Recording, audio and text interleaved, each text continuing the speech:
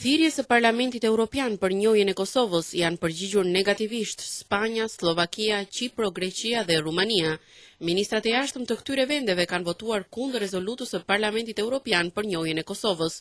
Ministri i jashtëm i Spanjës, Miguel Ángel Moratinos, refuzoi kërkesën e Parlamentit Evropian që Kosova të njihet nga gjithë vendet anëtare të Bashkimit Evropian. Moratinos, duke folur në Parlamentin Evropian, është shprehur: "Ne respektojmë gjithë rezolutat e Parlamentit Evropian, por qeverit kanë opinionet e tyre." Moratinos theksoi me këtë rast se shumica e vendeve anëtare të Kombeve të Bashkuara ende nuk e kanë njohur pavarësinë e Kosovës. Spanja nuk e njeh Kosovën për shkak të problemit bask, nga frika se njohja e këtij shteti do të nxjisë të njëjtën kërkesë nga baskët. Po kështu dhe zëdhënësi i ministrit i jashtëm slovak Jan Skoda argumentoi se rezoluta e Parlamentit Evropian nuk ndryshon asgjë në qëndrimin e Slovakisë për të njohur Kosovën.